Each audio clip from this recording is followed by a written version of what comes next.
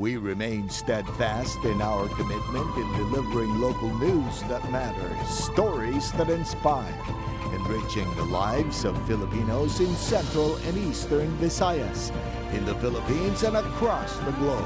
This is your GMA Regional TV, kapuso ng bawat Pilipino.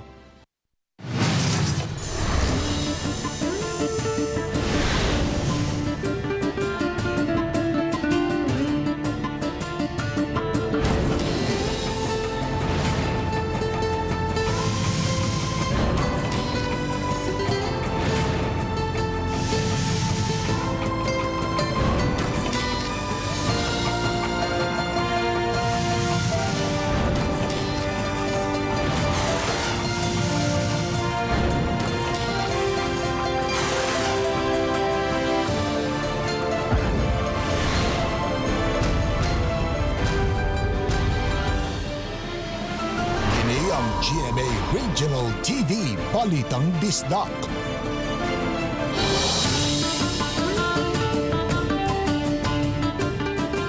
Mayong hapon, kining inyong GMA Regional TV, Balitang Bisdak. Ang bugtong kasaligan, kasandigan o karangpan sa mga Bisaya. Ako si Bobby Nalsar. Nga maghatod sa labing dako ug mga nagunang balita nga mahinungdanon sa Central ug Eastern Visayas. Ako si Alan Domingo. Ako si Cecil Kibod Castro, live sa GMA Complex sa Dakbayan sa Sugbo.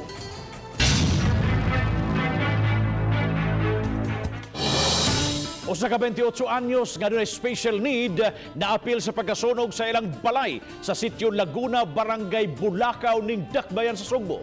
Suma pa sa igsuon sa biktima, adunay sila'y nadunggan nga buto gikan sulod sa ilang panimay. Giingon nga ang biktima nakapangayo pa og tabang sa wa pa kini maapil sa pagkasunog apan wa maluwas gumikan sa grabing kayo nga milamoy sa ilang panimay. Ania ang report. Igo na lang sa pagsudong sa nasunog nga Pinoyanan ang usa sa tag-iyang nga si Melanie Bayton. Apan masakit ang ilang gibati human na apil sa pagkapaig ang iyang manghod nga si Maris, 28 anyos nga adunay Down syndrome. Napalga na ang napaig nga lawas kagahapon adlaw apan ang laing parte niini kaganina pa nakitaan. Suma ni Melanie nga aduna sila'y nabati nga buto sa balay sa ilang inahan di nahimutang ang butane.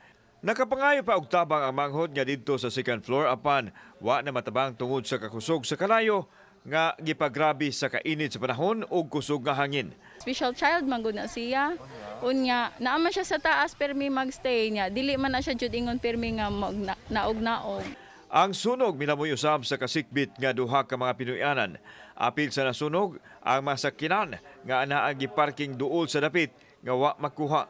Di na man nagsugod ang kuan, brag buto sa ilawom sa balay sa mama sa sofa ba. Kay dos andanas man siya. Samtang gitan-aw pas ka bombiruhan ang posibleng hinungdan sa sunog. Kini ang unang sunog nga nahitabo nini nga pagtimaan sa Fire Prevention Month. Kauban si Marlon Milgaso, ako si Alan Domingo. Balitang Bisdak. Sakop sa anti-COVID Barangay Enforcement Unit kinsa gitahasan sa Dakbayan pagsita sa mga manapakyas pagsulob og face mask na unay og naisyuhan og citation ticket human makuha og hulagway nga wa usab magtarong pagsulob sa iyang face mask. Si Luar Mirondina sa report.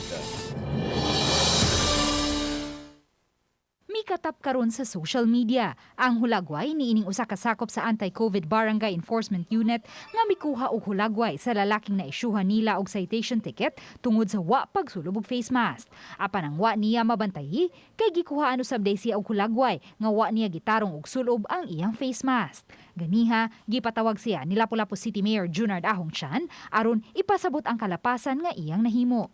Ibawa ba ka na ikaw mo'y enforcement officer, unya ikaw po ini-violate sa ato ang panawagan na proper wearing of face mask?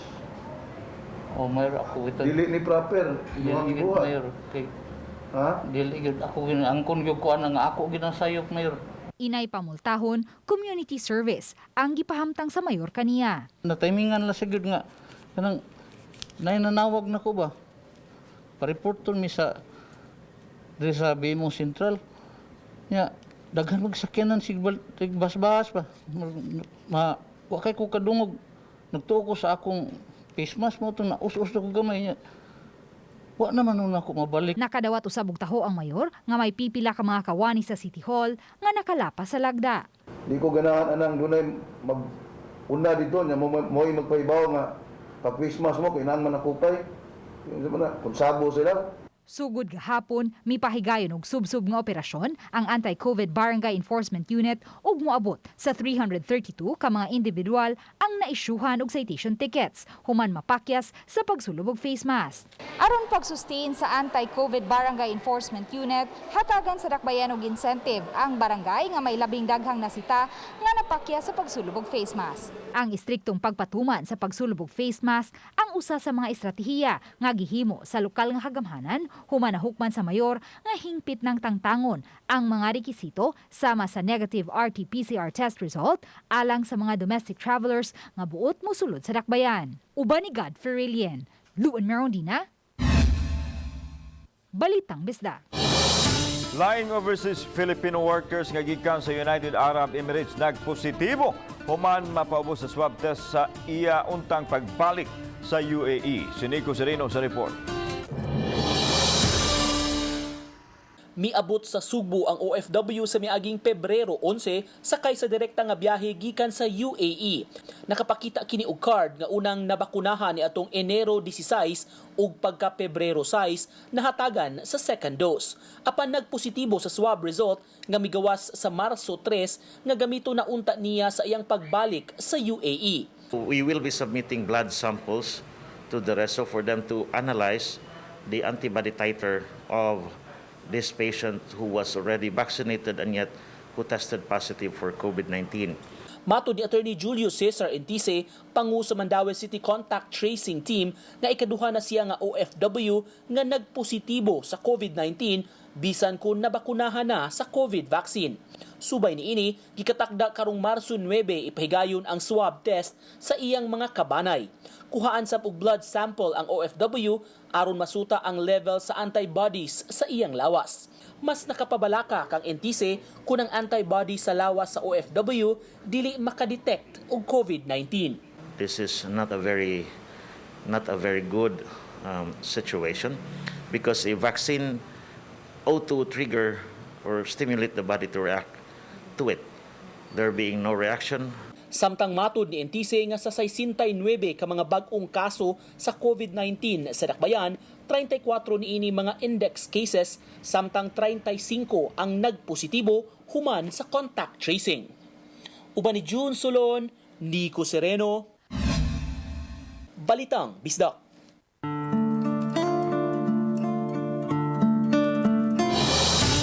Pipila ka kalihukan sa simbahang Katoliko atul sa Lenten season, gipasubay usab sa kasamtangang nasinati nga pandemya. Ani ang report ni Femery Dumabo. Unang tuig karon nga dunay himuong pisikal nga kalihukan ng simbahang Katoliko atul sa Kwaresma atul ning pandemya. Hinungdan nga pipila ka mga adjustment ang gihimo sama sa pagpaygayon sa Way of the Cross dinhi sa Santo Niño Parish sa Mohon, Talisay. Ikatulo karon nga Biyernes sukad sa pagsugod sa Kwaresma nga gisuspenso ang pagpagayon sa Station of the Cross dinhi sa maong simbahan kay nagpaabot pa sa guidelines nga gikan sa Cebu Archdiocese. Sunod Biyernes sugdan ang naandan nga Way of the Cross. Duha ang gisugyot sa guidelines sa Archdiocese. Una, pwede siyang himuon gawas mo gi ang himuon sa parokya, mao ang pagbutang og widescreen dinidulon sa altar. Unya ang mga tawo nakalingkod na gyud, observing the physical, social distancing. Nanglingkod na sila, unya among i-flash diha sa screen ang different stations of the cross. Gischedule ang pagpaygayon og pakumpisal aron di magkatapok ang mga tawo. Himon kini regular, Miyerkules, Biyernes ug Sabado. Apan wala gitugot ang magbisita iglesia. May itong himuon right after the Mass of the Last Supper. Ang himuon namo ug giawhag ko ni sa kuan sa guidelines sa Archdiocese nga ang Blessed Sacrament among ilibot sa parokya. Ang simbahan ni dawat na usab og magpabunyag nga himuon matag adlaw ug dili kay kada Domingo lang. Kaniaron masunod yun ang kamanduan sa ATF may labot sa gipatuman ng mga health protocol. Oban ni Renante Quiñones. Ako si Femery Dumabok. Balitang Bisdak.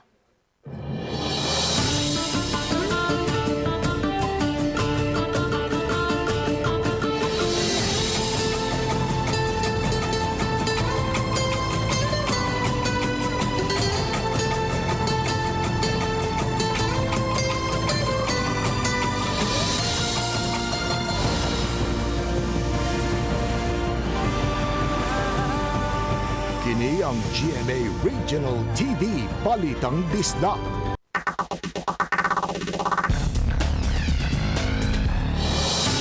Dulan sa nabo ka mga disgrasya sa kanalanan ang natala sa Talisay City ning simanahang nga sagad na huli ka. Atong sayran ang detalye pinagi sa live report ni Faye Marie Dumabok. Fem.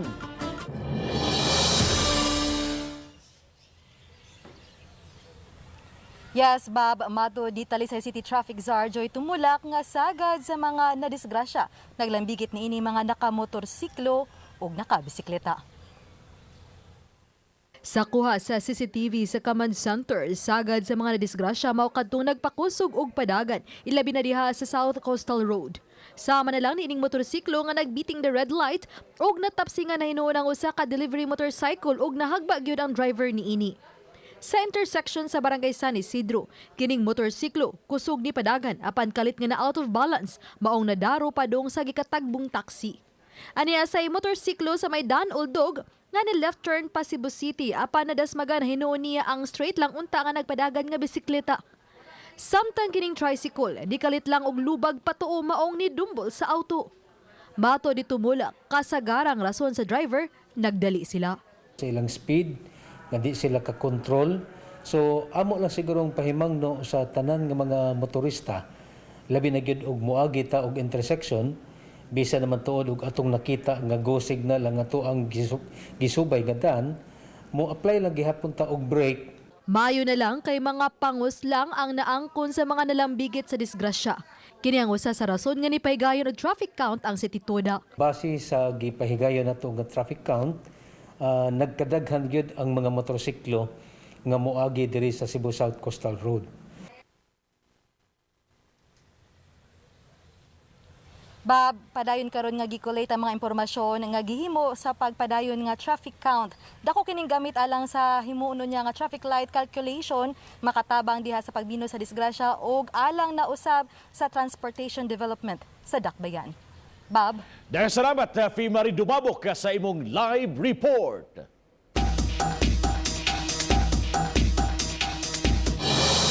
Mukapin sa 17,000 doses nga laing ba sa Sinovac vaccine miabot sa Sugbo ganina buntag.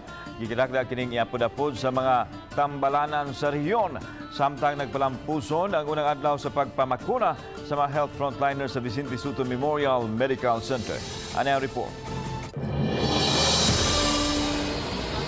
Pasado alas 7 ganyan buntag miabot sa airport ang ikaduhang batch sa Sinovac vaccine.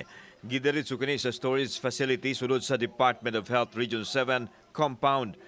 Suma ni Dr. Mary Jean Loreche ang tigpamaba sa DH7 niya moabot sa 17,480 doses sa bakuna bahin-bahinon sa mga tambalanan sa Bohol, Negros Oriental, Siquijor ug Sugbo. Hinuon aduna pay laing hugna sa bakunang Sinovac ang girakdang moabot sa Sugbo. Niabot nga 17,480.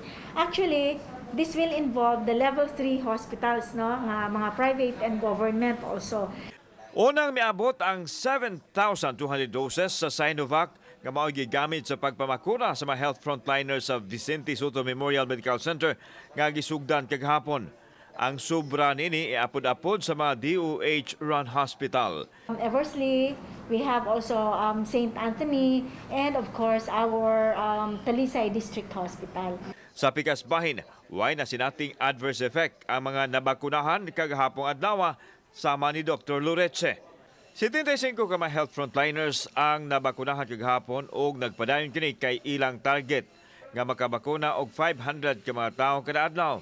Sa 2,900 ka mga kawani sa VSMMC, 1,245 lang ang nagpalista nga magpabakuna. Kauban si Marlon Melgaso, ako si Alan Domingo. Balitang Bisdak. Sa mga gustong mupauli o mubisita sa Bohol, dili na kinahanglan ang daghang mga travel requirements. Sa Executive Order No. 17 Series of 2021 ni Governor Arthur Yap, kinahanglan lang ang negative RT-PCR test result. 72 ka oras sa dili pa moabot sa Bohol. Hinuon, kinahanglan paghihapon ang LGU confirmation. Alang sa mga domestic ug international tourists, pwedeng mag-PCR test pag-abot sa Bohol, apan kinahanglang mag-coordinate sa LGU nga maoy mag-facilitate sa RT-PCR testing. Ang traveler mahimong muhuwat sa maong resulta sa iyang PCR test sa usa ka government quarantine facility o accredited private quarantine facility. Kung negative ang resulta, di na kinahanglan magpa-test o balik o mag-quarantine. Dawaton usab sa LGU ang RT-PCR sa live test. As of March 4, ang Bohol adunay 1,101 total confirmed cases, diin 90 ang active cases, 989 recoveries ug 22 ang recorded deaths.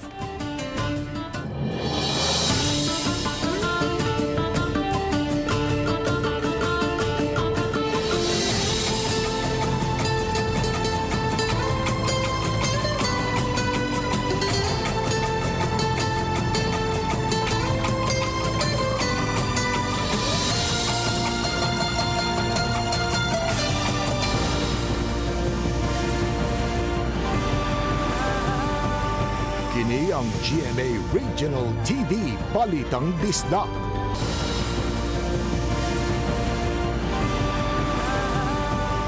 Kini ang GMA Regional TV Balitang Bisdak. Mibahad si City Mayor Edgardo Labella sa mga tao nga padayong milapas sa no liquor ban sa syudad. Pahamtangan yun kini og silot na pinasubay sa balaod. Nasayran sa mayor nga dunay mga imnanan labi pa sa mga bukirang barangay ning Dakbayan nga wa mosunod sa gipatumang lagda. Gimanduan ni Mayor Labella ang kapulisan sa pagsignit kang bisan kinsa nga mag-inom sa mga imnanan. Hugot nga gipatuman sa Cebu City ang liquor ban isip pagpakgang pagkatap sa coronavirus disease. Pipila sa mga frontline health workers sa Dakbayan sa Lapu-Lapu undecided pa kung magpabakuna. Siluan meron din sa report.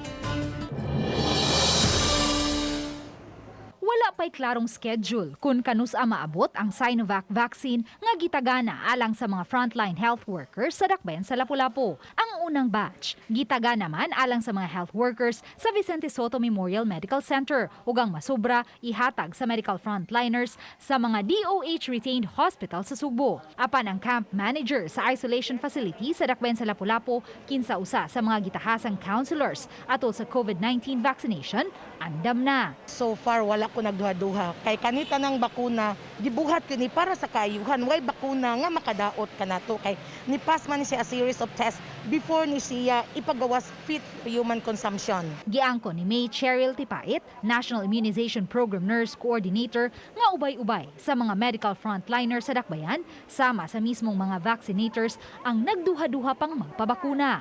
Ang uban, maghuwat lang nga maabot ang supply sa brand nga ilang gipili. Dili pa magyud na ingon sila nga mistake og no. So napag yun na siya changes nga mubalik sila yes. Dayon mao na nga ato silang paninguhaon nga ato gina silang 100% na vaccinated ang atong mga health workers. Apan human mapasabot ni Dr. Mary Jean Loreche, kabahin sa Sinovac, ug human makita ang mga balita sa kauluhan nga ubay-ubay sa mga frontliners ang nagpabakuna na sa Sinovac, naagni na usab ang uban nga magpabakuna sama sa vaccinator nga si Delcy Salgado. At first tingali ma'am no, kay tungod sa mga feedback sa mga tao na agyod. But then as I read, naman gyud ay mga kuan nga unsa ang vaccine, okay na gyud. Uban ni Godfrey Rilien, Luan Marondina, Balitang Bisdak. Mga turista sa Negros Oriental di na i-quarantine apan kinahanglan mupakita og negative result sa RT-PCR test. Nalipay ang mga resort operator sa Valencia human masayod nga buksan na ang industriya sa turismo sugod sa Lunes. Gani nagsugod na sila pagpanglimpyo isip pagpangandam human gilibkas sa National IATF ang mandatory quarantine sa mga biyahedor. Apan ang mga OFW ug returning overseas Filipinos kinahanglan gihapon nga ipaubos sa mandatory quarantine COVID-19 usa ang Valencia sa Suruyanan sa lalawigan ug sa samang higayon pasalig sa mga operators nga ipabilin ang health protocol sa mga guests. Gikalipay usab sa Dumaguete City ang pagbukas na pagbalik sa turismo bisan kun 40% pa lang ang operasyon.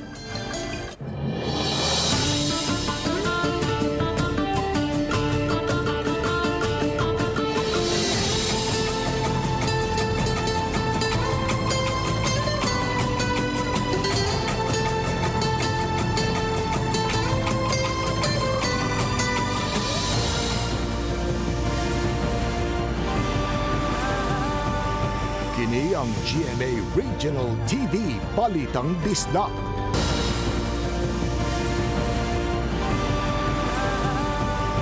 Kini ang GMA Regional TV Balitang Bisdak. Vaccine Board sa Nakban sa Mandawi nakahukom ang mga public schools na lang mo'y himuong vaccine centers, inay ang mga gymnasium o baka mga health centers. Si Nico Sirino sa report. Gipahibaw ni Kapitan Ernie Manatad, ABC Federation President ug Chairman sa Vaccine Board, nga ilang na desisyonan nga ipahigayon ang pagpamakuna sa mga public school inay sa mga barangay gym. Nabalaka sila nga dili masubay ang social distancing sa paghugop na unya sa mga tao. Posibleng tapukon usab ang mga gagmayng barangay ug magpili lang og usa ka eskwelahan nga magsilbi nila nga vaccine center. Wala pa gyud mi magka-agree og pila ka buok. It should be one for every barangay ba or a cluster o barangays. Laing gipahibaw ni Manatad nga wala sila'y plano nga mamalit pa og mga COVID vaccine tungod sa pasalig sa Department of Health nga mohatag og mga bakuna alang sa 70% sa populasyon sa Dakbayan. Samtang gipahibaw usab si Manatad sa business sector nga mohatag og libreng mga bakuna sa City Hall subay sa gilatid nga kamanduan sa nasudnong kagamhanan. Ang gigahin sa Dakbayan alang sa vaccination program gamito na alang sa pagpalit sa mga syringes, PPE ug uban pang logistical support nga gamiton kaayo sa higayon nga magsugod na ang pagpabakuna. Ang ato mga business sector, they are also required to donate a certain percentage to the LGU. Uban ni June Solon, Nico Sireno, Balitang Bisdak. Cebu City Mayor Edgardo Labilla anda mo voluntaryong magpabakuna kung maabot na ang AstraZeneca vaccine sa Subo. Ano ang report? Diklaro ni Mayor Edgardo Labilla kung mahimo pa lang magpabakuna siya gamit ang Sinovac. Iya kining himuon. Apan tungod sa iyang kondisyon nga usa ka immunocompromised o senior citizen na, wala siya tuguti sa mga doktor. Apan miabot na sa nasod ang AstraZeneca, dili magpanuko ang mayor nga magpabakuna. Hinoon mag-agad siya kung apil ba ang mga dili health frontliners sa mga mabakunahan. If AstraZeneca, why limitation, isang kinsa, isang pila edad, kanya consultation with my doctor, magpabakuna yun po. Samtang ipadayag sa mayor nga maayo na ang ihang panglawas ug naayo na sab ang infeksyon sa ihang dunggan. Apan magpadayon gihapon siya nga mag-work from home tungod sa kadaghan usab sa kaso sa COVID sa City Hall. Gikinahanglan pa nga masigurong ma-disinfect ang tibok building alang sa kaayuhan sa tanang mga tao nga mosulod. Because of the immunocompromised na sitwasyon, gilikay una ko nga mo sagol og daghan nga crowded places. Kauban si Marlon Melgaso, ako si Alan Domingo. Balitang Bisdak. Hayan, makapangisda na ubalik, haduol sa Naval Forces Central ang dulan sa 200 ka mga mananagat sa barangay Kanhulaw ug Luok, Dakbayan sa Lapu-Lapu, nga naundang ang panginabuhian dihang gipatuman ang ECQ ni atong Marso sa miaging tuig. Atol sa stakeholders meeting, uban ang taga Naval Forces Central ug mga opisyal sa duha ka barangay, nasabutan nga tugutan nang makapangisda og balik ang naasoyng mga mananagat kung makakumpleto na sila sa ilang mga rekisito. Ang barangay na ang mohatag ngadto sa 9% sa listahan sa mga konstituwente nga mananagat. Once they filled up the forms and once meron ng ID, ma'am, we will give it to them by the week, ma'am, once they send it to us, ma'am. Nagkalisod man ang pipila ka mga negosyante sa Dakbayan sa Mandawi, apan ang uban kanila naningkamot gihapon o ginahinay na nakabalik sa naanda nilang patigayon. Sila si Rosa Choa o Ivy Claire Busano nag-renew sa ilang business permit sa apparel o footwear, ingon man silang herbal medicine. Miduso sa mga rekisito sa ilang mga business permit. Matud ni Choa nga duha sila kaniadto apan may resign ang ilang kauban human himuong alternate o magpuli-puli lang sa ilang trabaho tungod sa pagmino sa ilang mga kita. Mausab kini kasinatian ni Busano apan nagpabilin ang duha sila sa trabahoan o nagpuli-puli lang sa adlaw sa ilang trabaho. May na lang matud nila ni Choa o ni Busano nga gipaminusan ang katunga sa ilang abangan sa gamayng kiosk sa sod sa usa ka dakong mall. Amo lang gitry unta pero ni gamay man jud ang among sales din mo to nga ako lang isa ni duty kay ang isa ni resign man kay dili kaya og alternate ang duty. Ano raman pod sir pero ning down jud among sponsor di halos na ni katunga jud siya sa among sales sa una before pa pandemic.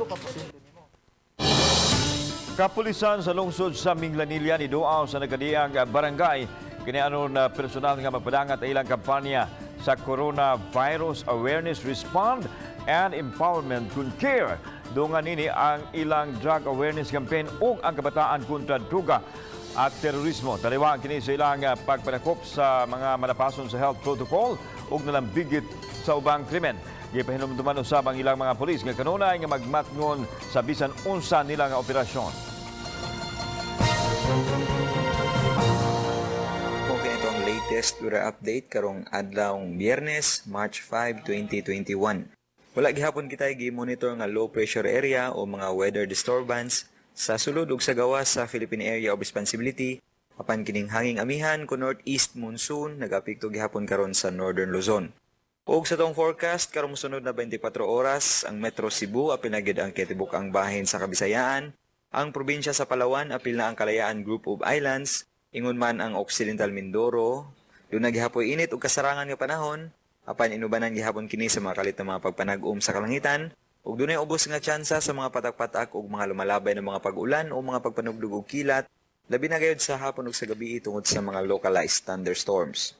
Sa tibok weekend, ato gihapon gi-expect nga generally fair weather nga ato ang dagan sa panahon, magapasulabi gihapon ang kainit sa adlaw ug dunay tsansa sa mga localized thunderstorms labi na sa hapon ug sa gabi.